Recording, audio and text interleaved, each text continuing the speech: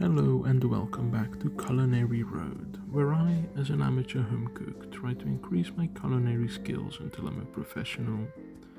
Today I'm making Chef Tyler's $20 ramen for my girlfriend.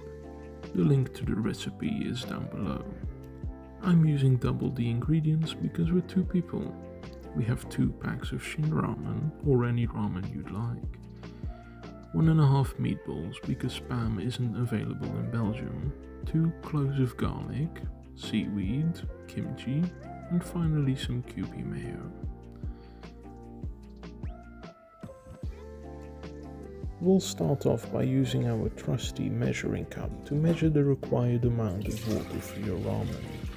In this case, I needed 1.1 liters of water, but it depends on which ramen you're using.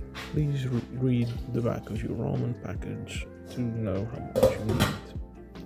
Then we'll start on our garnish, which I simply find a bit easier to do beforehand.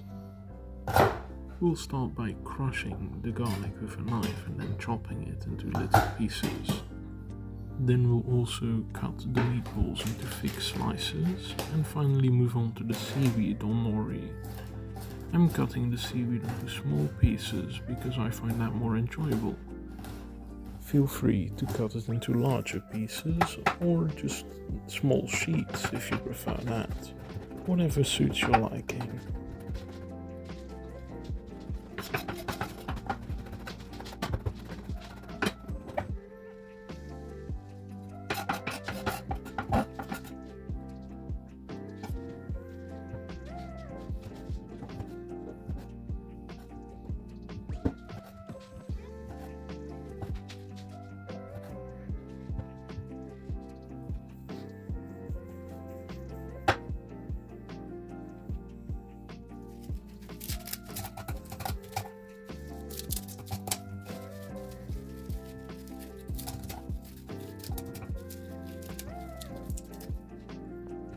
Now, we'll set our toppings aside and move on to the ramen itself by simply unpacking it.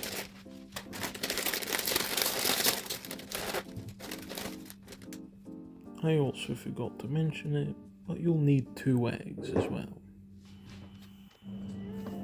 Once your water is boiling, you can take off the lid and add the seasoning packets along with a veggie packet if it's in there. Give it a good stir, and when you feel it's appropriate, add some Kewpie mayo.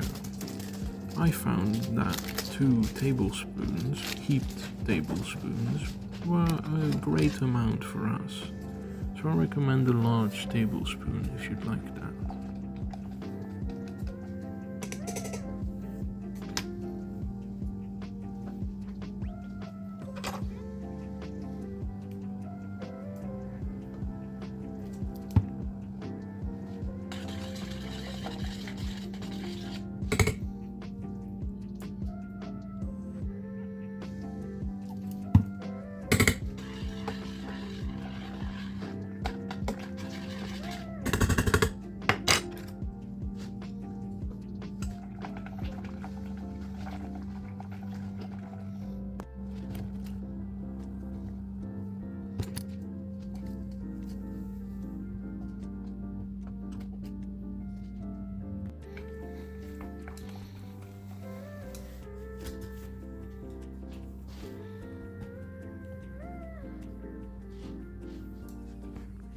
Now, after boiling it a tiny bit, you can stir it around a bit.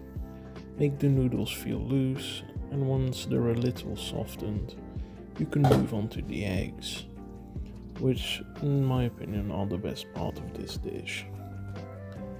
Grab your 2 favorite eggs and crack them over the ramen. Now, I do have to admit, I made a mistake here that I can certainly learn from. The eggs that I put in sank to the bottom of the ramen and thus broke when I stirred it around. I'm not entirely sure why or how, but I've been told that using boiling water would have prevented this from happening, perhaps, and I think it might simply be easier to poach an egg beforehand, or perhaps if you prefer it, boil an egg softly or fry an egg, whatever your preference is really. The point is that there's an egg. An egg that soaked up all of that ramen juice. It doesn't matter how your egg looks. And add your meatballs so they can soak up that ramen soup flavor. It makes it absolutely delicious. And finally, when your dish seems about done, the noodles seem cooked, you can finally serve your dish. Now, I ended up with quite a bit more soup than I had thought I would, so I used the biggest bowl I had in my house. But it ended up fitting great, so no problem there. And now that it's all neatly packed into a bowl, you can get on with your toppings. Organize it as neatly or as chaotically as you'd like. It depends on your preference. If you're going to mix it, why not do it chaotically? But if you're one of those people like my girlfriend, who don't like mixing their foods, then I definitely recommend just keeping the ingredients separate and not mixing your bowl, which is also enjoyable to enjoy each ingredient on their own. Now a small disclaimer, I totally forgot the green onion, which I added later, of course. Don't forget like I did, even though I did put this at the end of the video. My bad.